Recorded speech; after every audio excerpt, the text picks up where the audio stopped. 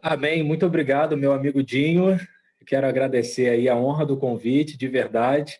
É um prazer estar aqui para a gente conversar sobre essa temática tão importante para a vida, para a nossa vida conjugal, vida em sociedade. Quero agradecer também ao colega, professor e pastor Rodrigo, foi meu professor no Seminário do Sul, em duas matérias, História do Cristianismo e também Homilética. Então, se eu pecar aqui na homilética, já que eu não vou usar a História do Cristianismo, já peço perdão com antecedência. Né, sou casado, já dito aí, meu nome é Douglas, sou casado com a Edmara Pedrosa.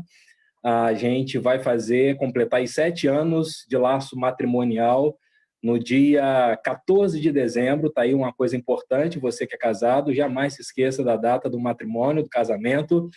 E aí a gente tem servido ao Senhor e aos irmãos aqui da Primeira Igreja Batista de Niterói na responsabilidade da juventude. A gente tem sido amado por esse povo aqui.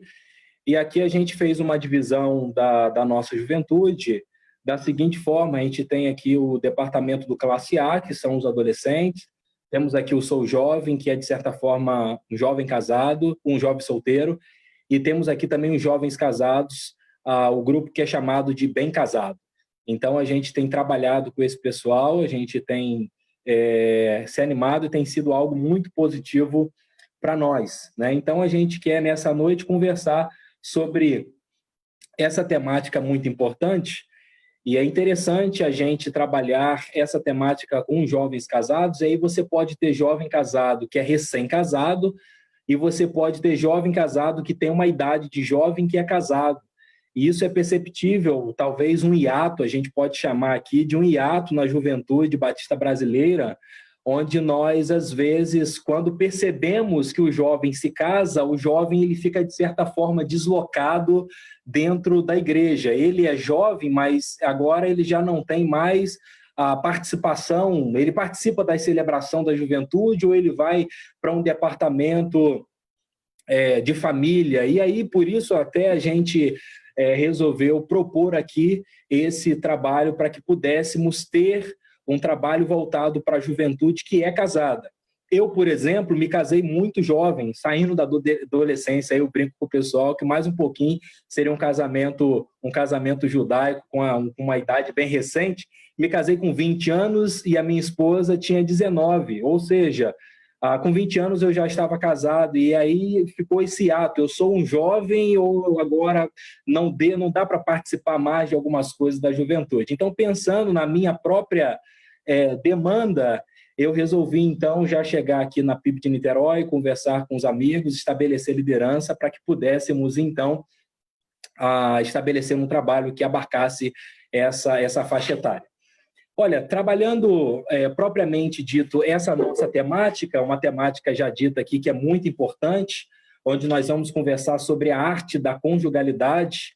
É preciso pensar que conjugalidade é uma temática que traz um pensamento de um problema social, né? Quando nós pensamos sobre a dificuldade que é das pessoas viverem e respeitarem umas às outras, pensarem uma nas outras, olhar para a vida do outro. Esse é um problema estabelecido na nossa geração, é um problema que nós podemos chamar de problema social, e não um problema apenas social. Nós aí falando de um lado já da teologia, o fato de ser um problema social é, antes disso, um problema teológico.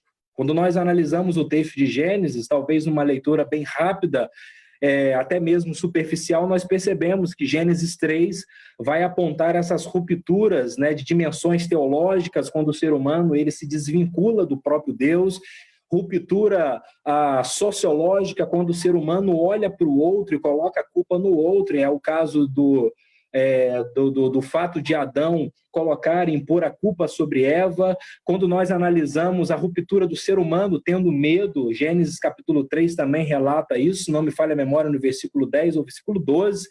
Então, a ruptura consigo mesmo, a ruptura com a criação. Então, o ser humano passa a subjugar a criação de uma forma equivocada. São rupturas, e essas rupturas nós vamos levando para a nossa vida. Nós vamos, então, condicionando a sociedade. Logo, no lugar de fala da teologia, nós percebemos que o problema social é causado, antes de tudo, por um problema teológico. E aí eu queria, no primeiro momento dessa temática sobre conjugalidade, eu queria ressaltar algo muito importante, que quando nós conversamos sobre conjugalidade, é preciso dizer que a conjugalidade só acontece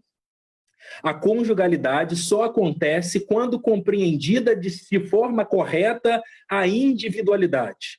Ou seja, é inadmissível fazer uma leitura da conjugalidade sem antes lermos corretamente o problema estabelecido, sobretudo na nossa geração, sobre a individualidade. Então, a gente teria que perguntar, antes de estabelecer um caminho de conjugalidade na vida matrimonial, a gente precisa perguntar o que, de fato, é individualidade e o que o conceito de individualidade atinge no tempo atual negativamente a nossa vida. Eu achei uma frase muito interessante de um artigo muito antigo, assim se a gente pode dizer, ainda no final da década de 90, de 98, de uma professora da PUC.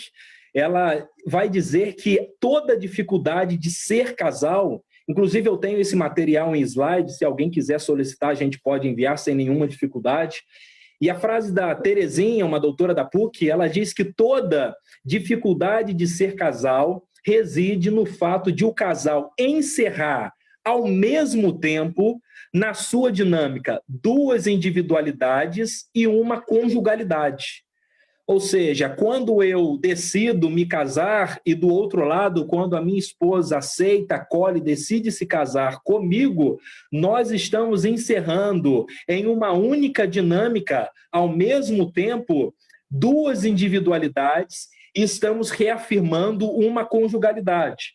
Ou seja, o que nós temos é dois sujeitos, nós temos dois desejos, nós temos duas inserções no mundo, duas percepções de mundo, duas histórias de vida, dois projetos de vida, duas identidades individuais. Isso é o que nós chamamos de casamento, ou seja, nós temos uma dupla concepção de mundo, uma dupla inserção de mundo, uma dupla percepção de vida e família.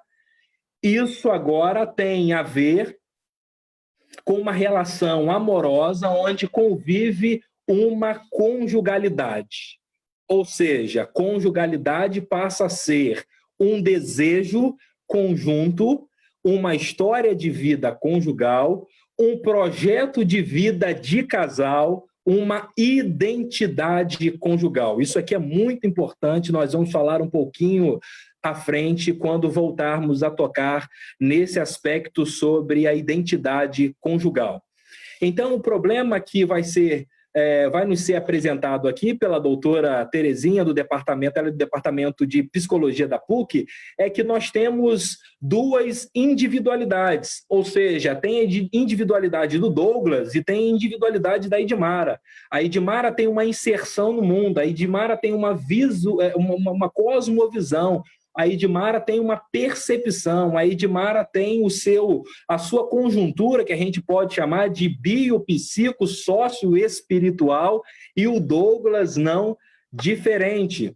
Agora, nós unimos essas duas individualidades, ao mesmo tempo que unimos, nós as encerramos e propomos, então, nessa relação amorosa, a qual chamamos de casamento, um desejo conjunto, tá aí conjugalidade, uma história de vida conjugal, um projeto de vida de casal e uma identidade conjugal.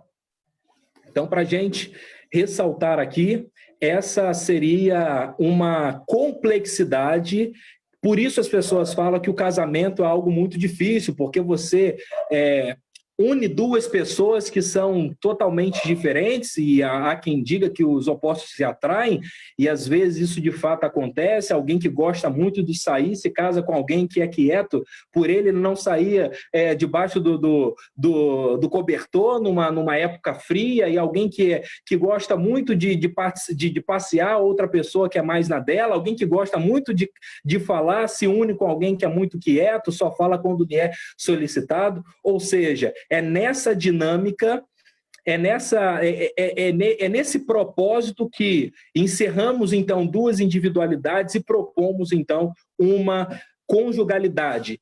Só que, na verdade, a individualidade ela não pode ser encerrada por completo, porque o ser, que é Douglas, estou dando sempre o meu exemplo, ele precisa ser ouvido, ele precisa ter voz, para que a sua autonomia como ser criado por Deus também seja respeitado. Ponto 1, nós então falamos do que é individualidade e do que é conjugalidade, e agora eu queria ressaltar sobre o problema, talvez, que nós temos, um problema social sobre a individualidade. Ou seja, o ser humano, já dito aqui, esse ser que é bio, psico, social, espiritual, ele tem as suas vontades, ele tem os seus quereres, mas é preciso também assumir com todas as suas vontades uma responsabilidade. Ou seja, todos nós aqui temos, até resguardado pela própria Constituição, a liberdade, ou seja, nós temos pela Constituição a honra, no caso, sendo nós um indivíduo, o nome, a reputação, a privacidade, são todos valores que a Constituição permite com que o próprio indivíduo tenha. Esse é um valor benéfico para nós. E também o que nós temos garantido pela própria Constituição é liberdade, ou seja, um indivíduo tem a sua liberdade. Liberdade de expressão, liberdade de locomoção, o ir e vir, liberdade de pensamento, liberdade da sua consciência, da expressão, liberdade até mesmo de reunião, ou seja, a Constituição nos permite essa questão. Esse é um lado que eu diria positivo da nossa individualidade, porque a individualidade vai atingir diretamente na nossa conjugalidade. Só que quando a pessoa faz uma leitura da sua individualidade, num conceito aí muito popular, ou seja, a vida é minha e eu faço da minha vida o que eu quero, afinal sou eu que pago os meus próprios boletos, essa é uma leitura danificada, equivocada sobre individualidade. É claro que nós percebemos, posso citar aqui claramente o exemplo do Covid-19, ou seja, você tem liberdade de ir e vir, mas uma vez que você reconhece que está contaminado, você precisa, em amor ao outro, cessear, segurar a sua liberdade, que é garantida pela própria Constituição, ou seja, a sua liberdade de ir e vir por ser um indivíduo no Estado. Só que a gente não precisa, no caso dos cristãos, a gente não precisa, até mesmo, claro, precisamos de lei para gerir toda a nossa sociedade, mas o cristão ele precisa ter um reconhecimento de que, de acordo com aquilo que eu faço da minha vida, da minha existência, eu vou atingir positiva ou negativamente a vida do outro. Então, a individualidade ela precisa ser pensada de acordo com a individualidade, de acordo com que aquilo que eu faço não prejudique a vida do próximo. Aquilo que eu venha a decidir na minha vida, isso nós levamos para o casamento, precisa atingir em todo o meu esforço positivamente a vida do outro. Esse é o problema. Logo, o que nós percebemos, sobretudo a partir da modernidade, e aí sim, com o meu professor Rodrigo, ele sempre alertava a gente lá, ou modernidade tardia, ou se quiser usar aí o Bauman, modernidade líquida, mas o interessante é que o tempo que nós vivenciamos, ele é marcado pelo exacerbamento da individualidade. Ou seja, você é livre, você pode tomar as suas decisões, você pode fazer o que quer. Inclusive, voltando para a temática familiar, hoje se pensa tranquilamente a possibilidade de ter filhos sem depender necessariamente de alguém, sem depender necessariamente de uma formação de um lar, ou seja, isso é o grito da individualidade de forma distorcida que nós percebemos na nossa sociedade. A pessoa pode muito bem planejar uma saída, uma noite, ali ter relação sexual com alguém, não usar preservativo e estruturar toda essa questão e depois ter um filho. E depois ela vai explicar para aquele filho, até porque ela não se acha dependente do outro para que ela possa exercer o seu querer de ter um filho. Quando, na verdade, fazendo uma leitura aí, numa cosmovisão bíblica, nós percebemos que a família, ela tem sim todo o seu, toda a sua preocupação com a dinâmica sexual, mas há uma dinâmica aí missional, onde eu me uno à minha esposa mais do que para satisfação da sexualidade, eu me uno para uma missão, para implementar a partir da nossa vida o reino de Deus. Contudo, a gente percebe, então, esse exacerbar da individualidade até no pensamento sobre a criação de filhos. Caminho um pouco mais para dizer de um outro problema que nós temos, e aí nós percebemos,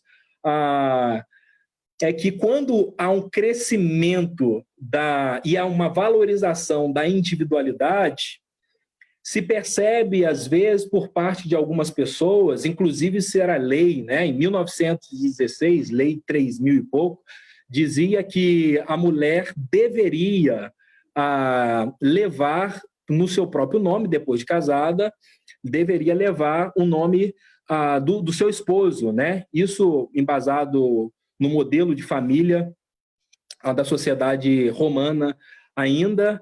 E na década de 70, no finalzinho, 77, isso se tornou algo facultativo, ou seja, a esposa leva ou não o nome do seu esposo. E foi realizado então uma entrevista com algumas pessoas, e as pessoas justamente ressaltavam sobre isso, que o sobrenome do marido, o sobrenome do parceiro, isso acabava trazendo um prejuízo à sua própria identidade pessoal. Então, assim, eu não quero ter o sobrenome dele, porque isso fere o meu quesito pessoal, o meu quesito familiar, profissional e até mesmo cultural. As pessoas alegavam até questões burocráticas para não ter o nome do seu cônjuge. Então, nós percebemos que, por ressaltar fortemente a individualidade, a gente tem percebido pelo menos esses dois movimentos, na questão do casamento e também na questão do filho. Caminhando um pouco mais, quero apontar um outro problema social e depois trago algumas soluções para que a gente depois possa conversar, e vou até pedir ajuda dos colegas Dinho e também pastor Rodrigo. O conceito do Bauman sobre essa nossa modernidade, conceito para ele de modernidade líquida, é que a era moderna traz consigo uma lógica social baseada em rupturas e descontinuidades, fundamentada na negação da tradição e voltada para o culto da novidade e da mudança. Então, nós percebemos muito isso, às vezes, o casal querendo algo novo, querendo fugir do que é chamado de tradicionalismo, querendo fugir daquilo que é tradição, até porque a instituição social mais antiga que nós temos da civilização humana é o casamento, por isso a instituição da família, por ser instituição da família. E aí nós percebemos que as pessoas acabam em busca de algo novo. E aí cresce, da mesma forma que cresce o número de pessoas querendo se casar, cresce o número de pessoas que se divorciam em pouco tempo, por não entender que o matrimônio ele é levado na medida que eu cesso, às vezes, a minha voz e ouço a voz do outro. Então, quero aqui usar um texto bíblico nesse momento para respaldar a temática de conjugalidade, sobretudo conjugalidade na sexualidade, quando Paulo escreve a sua carta à igreja de Corinto, sua primeira carta, e nós vamos perceber aqui que não é a primeira, é a segunda, porque tudo indica que a primeira foi perdida, né? 1 Coríntios, capítulo 7, verso 4, vai exemplificar bastante. Paulo está falando aí de desejos sexuais, também falando de matrimônio, falando até da sua própria vida, onde ele faz uma opção por não estar casado. E no versículo 4 ele diz: a mulher não tem autoridade sobre o seu próprio corpo, mas sim o marido. Da mesma forma, o marido não tem autoridade sobre o seu próprio corpo, mas sim a mulher. Olha que interessante. A dinâmica aqui é que eu tomo algumas atitudes, até mesmo na sexualidade, quando eu respeito a vida do outro. Ou seja, é preciso entender que a minha vida é uma vida em doação à vida da minha esposa, mas eu não posso ultrapassá-la, porque ela é dona do meu corpo e eu sou dono do corpo dela. Então, pensando na questão da sexualidade, é preciso haver um consentimento, é preciso haver um diálogo, é preciso haver um respeito. E o que se percebe, às vezes, é uma invasão daquilo que o outro não quer. E isso, obviamente, vai trazer consequências seríssimas. Para ter uma conjugalidade, numa sexualidade sadia, é preciso ter diálogo, consentimento de ambos. É preciso olhar o outro não como objeto, que a filosofia vai chamar de coisificação, mas olhar o outro como parte de mim mesmo, ou seja, na medida que eu atinjo o outro, eu me atinjo também. Na medida que eu faço mal para o outro, o veneno permanece dentro de mim. Por isso, há males, se assim a gente pode dizer, para os dois lados. E como estabelecer, então,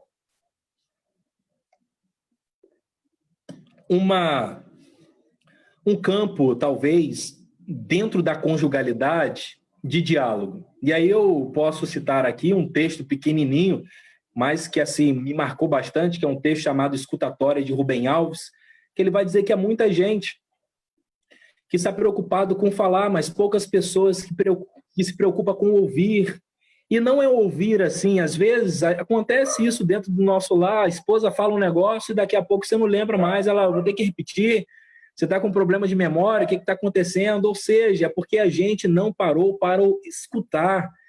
Às vezes a gente está ouvindo, mas já está procurando uma resposta. A gente está ouvindo, mas já está procurando um jeito de sair. Não. A gente está ouvindo, mas já está procurando uma resposta ali, já está mexendo no WhatsApp, já está atualizando o Instagram. Só que é preciso entender que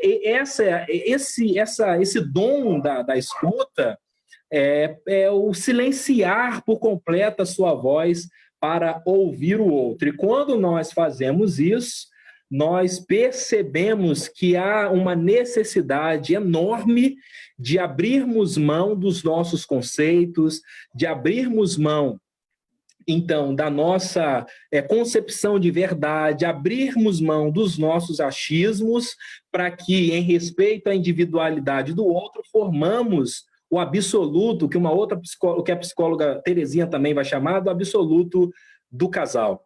Então, é como se fosse três, né? Quando um se tornam três, é o artigo dela. Ou seja, sou eu na minha individualidade, a minha esposa na sua individualidade, mas quando nos unimos, tornamos um absoluto do casal. Isso é muito interessante.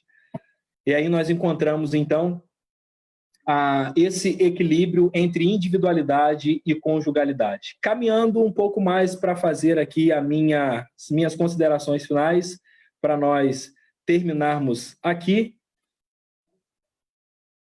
eu queria ir para um outro assunto para a gente finalizar, onde, depois de pensar sobre essa verdade, ou seja, o casal tem o seu próprio absoluto, é a minha individualidade, a individualidade da minha esposa, nós fazemos o nosso absoluto. Aqui eu abro um parênteses para dizer o seguinte: não é necessário que nos preocupemos com o casal do vizinho, com a família do vizinho. Há um casal, há um absoluto nosso, ou seja, o meu casamento é diferente do casamento de qualquer pessoa. A gente pode ali encontrar algumas coisas semelhantes, mas há uma particularidade no meu matrimônio, ou seja, na forma que nós gerenciamos as nossas finanças, da forma que nós olhamos o mundo, da forma que pensamos a questão de filhos, de criação de filhos, de quantidade de filhos, a forma que nós entendemos graduação, pós-graduação, um estuda, outro espera, ou seja, o absoluto do casal precisa ser compreendido pelo casal. O que às vezes nós percebemos é que um casal acaba se comparando com o outro. Fulano de tal comprou o carro, fulano de tal adquiriu uma casa, mas peraí, eles entenderam no absoluto de casal deles que esse é o momento de adquirir um apartamento. Mas será que eles ficaram com dúvida? Com dívida? Aí é com eles. Será que eles dividiram em 10 ou 30 anos? Aí é com eles. Será que eles vão ter dinheiro para combustível? Aí é com eles. Agora, para nós, aí a gente precisa. Vamos comprar apartamento? Não vamos? Vamos continuar do aluguel? E nada interfere, não deve interferir na vida do outro nem na nossa. Com isso, propomos também uma concepção de que a gente precisa se encontrar conosco mesmo e com o nosso próximo. E aí nós, então, criamos um vínculo bem estruturado. Minhas duas últimas falas, eu queria citar aqui uma outra frase que eu achei interessante. Para que um casamento seja duradouro, é necessário que o casal tenha afinidades, objetivos comuns e que construa um ambiente de interação e intimidade entre eles, não se esquecendo, todavia, da importância de haver um espaço reservado para o desenvolvimento da autonomia de cada um. Ou seja, conjugalidade e individualidade, interação, objetivos comuns, afinidades, mas é preciso ter um espaço. Às vezes, sobretudo no início do casamento, isso se confunde muito. Acaba que um não tem um espaço para si mesmo, para pensar na sua própria vida, para pensar a sua própria existência, para fazer também as suas decisões. E isso fica muito confuso e acaba trazendo, então, dificuldades para o casamento. É preciso desenvolver a autonomia também de cada um. E finalizo agora sim a minha fala com uma citação de uma frase do Davi Lago, que ele postou recentemente no Instagram dele, que a autonomia é diferente de autossuficiência. Então, autonomia é diferente de autossuficiência. Que Deus abençoe. Vamos aí conversar mais um pouco. Agradeço o convite, o carinho, e que a gente possa ter mais oportunidades como essa para conversar sobre temáticas tão relevantes que a igreja tem abordado. Excelente, Douglas, excelente. Estamos aqui aprendendo com tudo que você está compartilhando aí, aqui atentos a tudo que você está falando. Os irmãos aqui também estão nos acompanhando na nossa página. Muito bom. Sou grato a Deus pela sua vida, sou grato pela sua disponibilidade de nos abençoar aqui.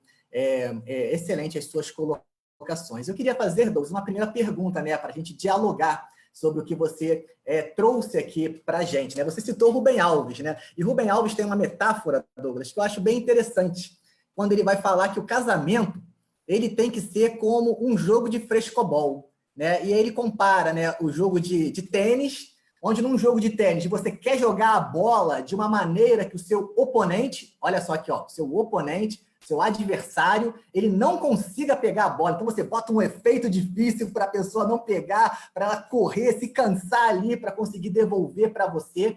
Então, o jogo de tênis é assim, é essa a dinâmica, né? Você tem que subjugar, né? Vencer o seu adversário. Enquanto que no frescobol, a graça do frescobol é a bola não cair, é a bola permanecer ali e você e o seu companheiro ali, né, tiverem os dois com a bola, né, jogando e ambos se divertindo, um ajudando o outro dentro do seu, daquela prática ali esportiva. Então, ele diz que o casamento tem que ser como frescobol e não como o jogo de tênis, em que pese ele assuma que existam casamentos que são jogo de tênis, onde um quer derrubar o outro, quer vencer o outro. Mas ele propõe que o casamento tem que ser, então, essa metáfora, na metáfora do frescobol. E aí você trouxe a dimensão do absoluto do casal, né? A expressão que você utilizou aqui, né? O casal torna-se um absoluto, as individualidades tornando-se agora um absoluto do casal. E nesse sentido, Douglas, como que você entende que, quem sabe, as disputas, né, os interesses individuais podem ser elementos de um jogo de tênis querendo vencer, né, derrubar, subjugar, estar acima do seu companheiro dentro do casamento. Como você enxerga isso?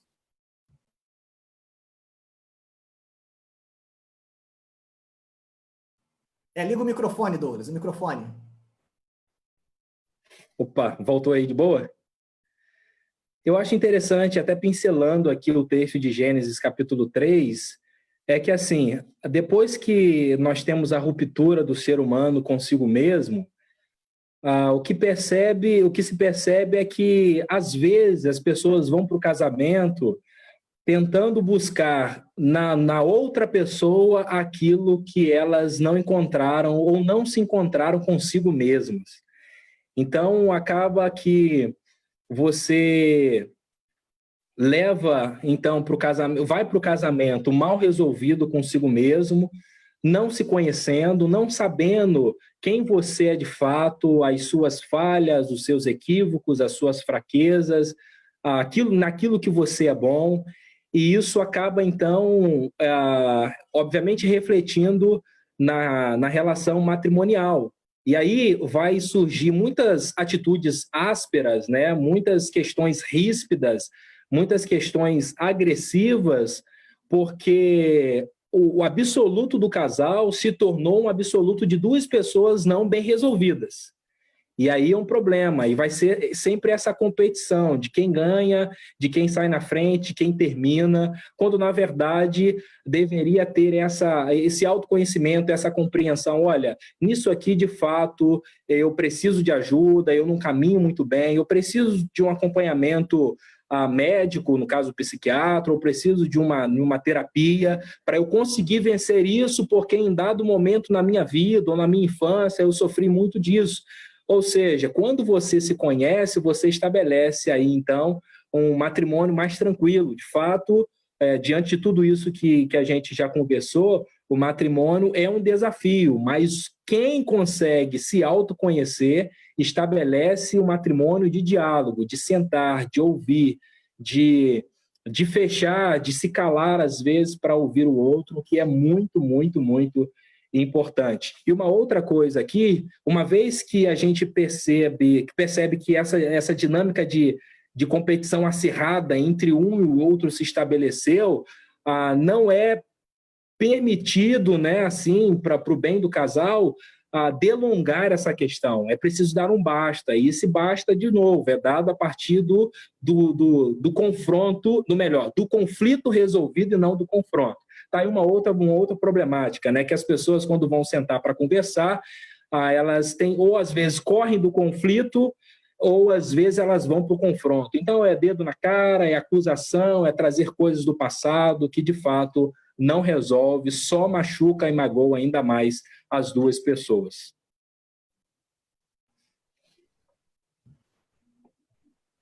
Perfeito. Douglas. Dinho, tem alguma pergunta, Dinho? Isso, sim. fica à vontade. Tem uma pergunta. O senhor falou em um momento da fala, você falou no momento da fala, sobre a responsabilidade do casal e como o casal cristão, especificamente, ele se une com um propósito, não com um propósito em si mesmo, não como um fim em si mesmo, mas para glorificar o nome do Senhor, mas para o cumprimento de uma missão juntos, os dois unidos, e isso é lindo demais, isso é muito bonito de ouvir e de viver, e a partir da sua fala,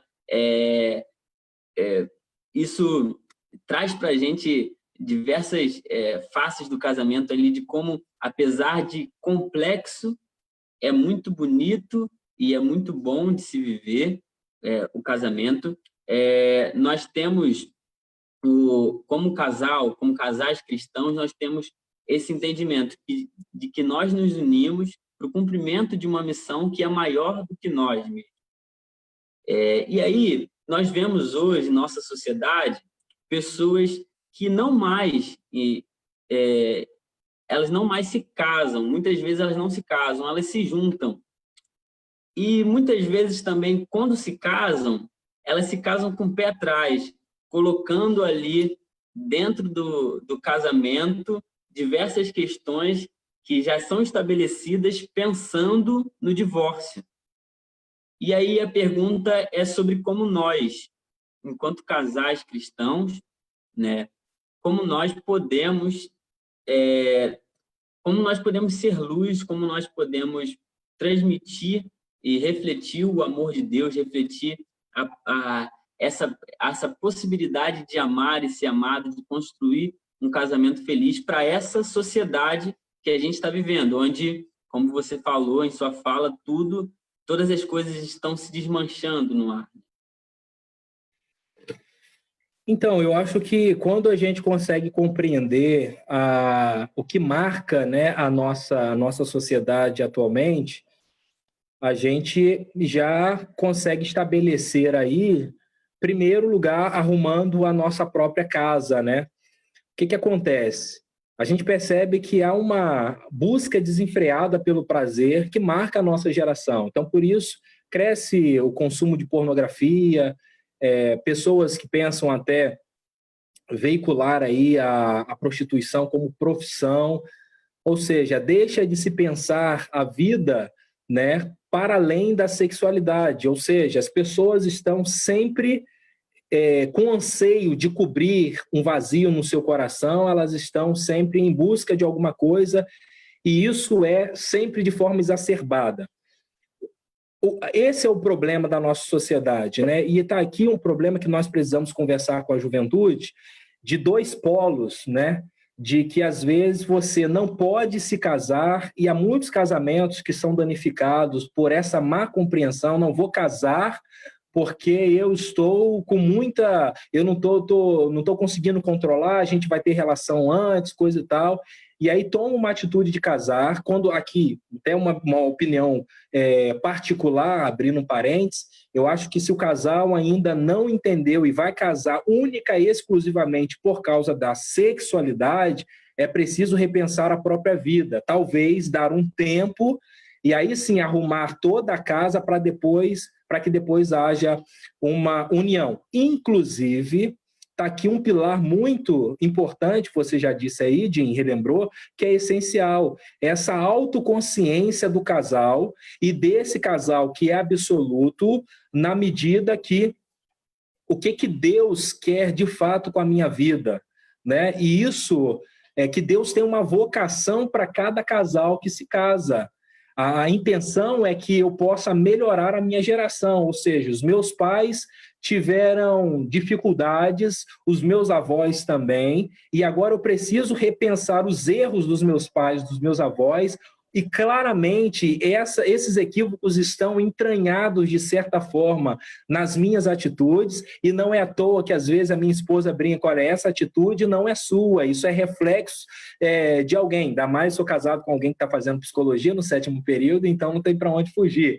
Então é interessante notar que quando eu analiso a minha vida, a minha linha familiar, isso não é maldição hereditária, isso é só questão de costume e de absorção do lugar onde eu estou inserido socialmente falando, eu preciso romper com isso. Olha, meu pai fazia isso, minha mãe fazia isso, meus avós faziam isso, eu não vou fazer mais.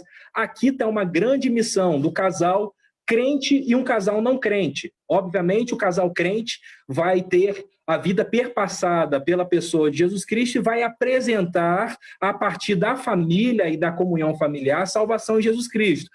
Mas pode ser que tenha um casal que não é cristão aqui na nossa live, o primeiro, talvez, objetivo para o casamento deles é que eles possam, então, romper com questões negativas, equivocadas e estabeleçam, então, uma descendência melhor. Se a ascendência foi equivocada, a descendência deve ser mais alinhada. Aí, nesse ponto, essa é a missão de Deus para a família. A missão de Deus para a família cristã, é claro, é apontar sobre, sendo Deus um Deus familiar, na própria Trindade, sendo um Deus que opta pela família para veicular a sua vontade, sendo um Deus que escolhe homem e mulher para se juntarem, para a partir deles, então, estabelecer o teu reinado, e a partir deles, então, estabelecer uma comunidade cristã também mais correta, mais equilibrada, o que vai refletir positivamente também na nossa sociedade. Estaria aí, então, a principal missão da família cristã. Muito bom, Douglas.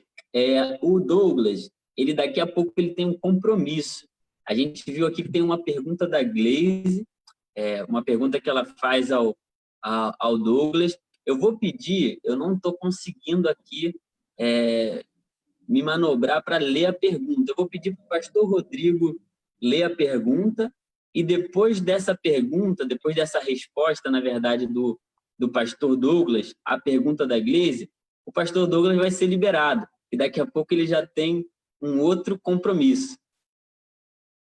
Pedir para o pastor Rodrigo. Perfeito, Dinho. Então, eu vou juntar, que tem uma pergunta da Cleonice, junto com a da Gleise, que, assim, o Douglas já caminhou por elas, né? Então, ele já deu algumas dicas sobre essas respostas. Então, eu acho que dá para ele ser mais sintético agora, já que ele já explanou sobre esse tema. A Cleonice, nossa diaconisa, Douglas, está perguntando o seguinte: como um indivíduo consegue encerrar uma individualidade e começar uma conjugalidade, quando o indivíduo se vê, né, se percebe como o centro do relacionamento, exacerbando uma personalidade narcisista, ou seja, ela trouxe aqui uma perspectiva, né, psicanalítica para tu responder aqui, Douglas. Então, assim, como, né, ele se entende como centro, e como é que então ele faz para que essa individualidade se torne agora essa conjugalidade? Aí, juntando isso com a pergunta da Gleise, a Gleise diz assim: o que você acha que tem tornado a individualidade exacerbada? Que foi o que a Cleonice acabou de falar, né? O que você acha que tem tornado isso? Seria uma questão cultural, né? E o que podemos fazer para melhorar isso? Aí aqui, diante dessa colocação dela, eu até trago um ponto interessante, que você falou assim, Douglas, que a vida de casal, a vida conjugal, ela tem as suas dificuldades, né? Tem as suas lutas, as suas complexidades. E eu costumo sempre dizer que viver tem as suas complexidades, né? Não é só a vida de casal. Viver é complexo, né? Viver é difícil. E aí, quando você coloca que o momento presente, quando você citou Bauman, ele é caracterizado pelas rupturas, né? E você mesmo traz agora, dizendo que para que haja um melhoramento, né, em relação aos equívocos dos nossos antepassados, que a gente tem que colocar ruptura, então a gente percebe que a ruptura em si não é nem ruim, nem boa. A ruptura é.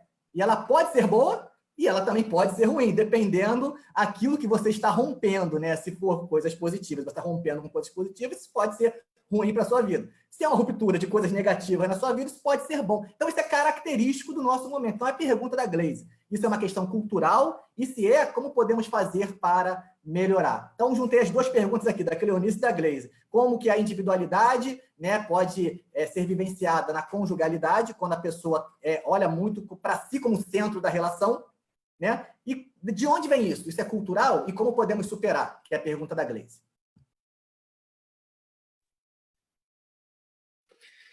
Então, respondendo aí, tentando unir uma única fala para trazer luz sobre as duas perguntas, e desde já agradecer as duas irmãs aí que proporam isso para facilitar aqui o nosso diálogo, eu diria que, assim, a pessoa que é narcisista, a pessoa que se coloca em primeiro lugar, a pessoa que se acha que ela não precisa de ninguém, que consegue...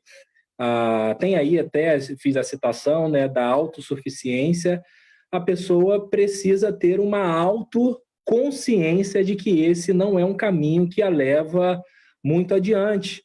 Até porque me parece que não há muita honestidade. Ela é autossuficiente em alguns pontos, né?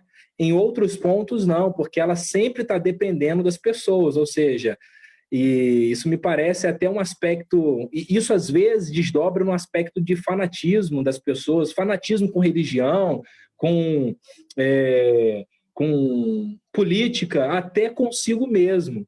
E o Davi Lago até faz uma brincadeira que o fanático ele é muito complicado, ingrato, ele esquece que precisou de 2 pessoas para nascer e precisará de 4 quando morrer, porque 2 pessoas de cada lado para levar, então, o seu caixão. Então, acho que esse é o mesmo caminho, infelizmente, daquele que se coloca como primeiro e único lugar, primeiro e único lugar da sua própria existência, e ele precisa tomar essa decisão de abrir mão disso, né?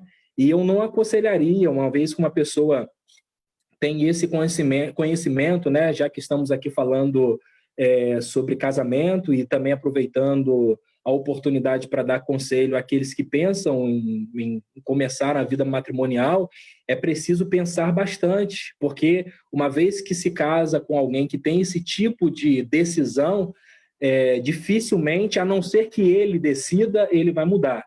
Né? Algumas pessoas, casei pensando que fulano ia mudar fazendo um café, ou ia mudar no jeito de se vestir, ou ia mudar querendo sair, e percebe que isso é, às vezes, até potencializado em vez de mudar. Então, não há nenhuma pressão para que a pessoa tome a decisão do casamento, e ela precisa pesar na balança. É o conselho simples que eu dou para o jovem. O que você acha de positivo? Isso. O que você acha de negativo? Aqui, agora coloca na balança e você mesmo toma a decisão, porque depois é você no seu dia a dia. O pastor pode te apoiar, mas o pastor, em primeiro lugar, te dá independência para você tomar as suas próprias decisões, mas não é o que eu acho, é o que você acha de acordo com as suas próprias questões. E aí, juntando a questão da Gleice, eu acho que é um problema seríssimo que nós temos, que é um problema sociocultural, sim. Nós tínhamos aí na Idade Média a igreja no centro, logo Deus no centro, isso aprendi aí com o professor Rodrigo, e depois você tem o início aí de virada de chave, renascimento, também tem o iluminismo, e o homem, então, o centro de todas as coisas, ele independe de Deus, ele é cientista, ele conhece, agora as doenças não são mais por parte de Deus, agora ele sabe de onde vem, como tratá-las, então ele se coloca como primeiro lugar, como o eu, né, aí é muito forte na própria decisão e na própria sociedade, e nós levamos sempre isso para a igreja, né? Inclusive cresce também o movimento de pessoas sem igreja, desigrejados, várias nomenclaturas aí, porque elas acham que podem estabelecer uma comunhão com Deus sem ter um ambiente e um exercer do próprio dom que Deus possivelmente lhe deu comunitariamente. Mas isso é uma complexidade do nosso tempo. Agora, como mudar isso? Eu acho que a igreja é sempre o melhor caminho para trazer resultados positivos para uma sociedade em caos. A igreja, obviamente, não é perfeita, porque é formada de pessoas dentro de uma sociedade imperfeita, mas pelo Espírito que sopra a partir da igreja, nós somos possibilitados a trazer um ambiente mais comunitário. Então, assim, um exemplo, nós celebramos o casamento, que é uma festa comunitária, a ceia é uma cerimônia comunitária, o batismo é uma cerimônia comunitária, e os cultos dominicais, né? Tá aí, muita gente parou, muitas coisas pararam, mas a igreja se reinventou, porque esse cerne comunitário de Deus está dentro de nós. E aí, dessa forma, nós conseguimos, mais uma vez, e juntando também a resposta à fala do Dinho aí, conseguimos, então, através das nossas famílias, beneficiar a nossa sociedade. Obrigado, Douglas. A gente vai te liberar agora. Você que já tem um compromisso agora, provavelmente aí com a sua igreja, com a sua juventude, e te agradecer. Não só eu te agradeço, mas te agradeço em nome de toda a igreja, porque com certeza a sua palavra ela nos ensinou muito e em coisas que nós vamos levar para a nossa vida toda. Muito obrigado, pastor Douglas. Pastor Douglas, que sempre é disponível para abençoar a nossa juventude, esteve com a gente no congresso e sempre que pode está aqui nos abençoando. Muito obrigado mesmo, pastor Douglas. Teve mais uma pergunta. O pastor Douglas quer falar mais uma coisa? Para encerrar, pode falar. Não, só agradecer aí pelo carinho do convite, carinho e honra. Valeu? Obrigadão. Ótima noite para a gente. Prazer, Douglas. Um abraço. Eu vou, antes de passar a palavra para o Rodrigo encerrar, teve mais uma pergunta, e sobre essa pergunta eu queria fazer uma consideração. Eu não vou responder essa pergunta, mas é algo sobre a nossa juventude. Gostei muito da pergunta do Caio Gabriel. Ele trouxe uma questão sobre como a desconstrução da imagem masculina pode afetar, hoje em dia, pode afetar o casamento, né? E aí eu já trago um desafio principalmente específico aqui para a nossa juventude. Nós estamos iniciando esse trabalho, estamos iniciando essas atividades, esses eventos, visando contemplar você que está pensando em casar, você que é adolescente e está sonhando aí, quem sabe no futuro, encontrar aquela pessoa, casar, você que é noivo, você que é jovem casado, você que já tem um filho. Nós estamos iniciando essas atividades em parceria com o Ministério de Casais da nossa igreja, para que a gente possa contemplar também você que faz parte da nossa juventude, por estar dentro dessa faixa etária até 35 anos, essas atividades são para contemplar você. E aí o desafio que eu trago para vocês, da nossa juventude, é que você traga essas questões. Nós, há um tempo, estamos orando para que para que Deus nos dê direção para colocar para frente esse trabalho. Nós estamos orando especificamente pelas pessoas que estão, pelos jovens casais, pelos noivos, pela nossa juventude, e especificamente em relação a essa questão que é muito importante para a igreja, para a sociedade, e nós queremos trazer esse desafio, que você venha procure a mim, procure algum líder da juventude para trazer essas questões. Essa pergunta do Caio, ela não vai ser respondida hoje, mas nós vamos ter outros encontros, seja num papo reto, seja num culto jovem, seja em alguma das nossas reflexões que são produzidas e a gente disponibiliza nas redes sociais, para que a gente possa pensar essas questões que são do interesse da juventude. Então, o desafio que eu trago é esse. Participe, se envolva, pergunte, questione, esteja presente, porque nós estamos aqui para crescer, para aprender juntos.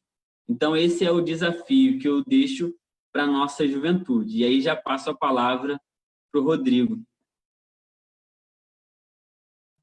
Muito bom, Dinho, excelente, todos gostaram, com certeza, os irmãos estão comentando aqui, foi muito bom poder ouvir o pastor Douglas, rever o pastor Douglas, parabéns pela iniciativa, tá bom, Dinho? Que Deus continue abençoando todos da nossa juventude, abençoando a sua vida, abençoando a vida da Martinha, do Rafinha, que esteja abençoando a sua família, tá bom? E que nós possamos colocar em prática tudo aquilo que a gente pôde ouvir aqui, e que possamos continuar, né, como você solicitou aí, continuar estudando esse assunto dentro de outras perspectivas nos eventos da nossa juventude. Eu dou uma boa noite, então, para todos. Mais uma vez, eu agradeço ao pastor Douglas pela sua presença aqui, agradeço a PIB de Niterói por ter disponibilizado o pastor Douglas, pastor da juventude, agradeço ao Dinho por ter nos possibilitado esse encontro aqui, Dinho, muito obrigado, e desejo uma boa noite para todos, que Deus esteja abençoando a todos, e agora a gente vai dar continuidade, né, nas atividades com o nosso culto da noite no lar. Então, você vai receber a ordem de culto, tanto no Facebook quanto no nosso WhatsApp, e a mensagem será compartilhada, a nossa última mensagem sobre a série Jó e o sofrimento da humanidade, falando hoje sobre as tempestades da vida. Então, esse vai ser o tema da nossa mensagem, que será compartilhada daqui a pouco. Então, uma boa noite a todos, fiquem todos na paz, que Deus a todos abençoe.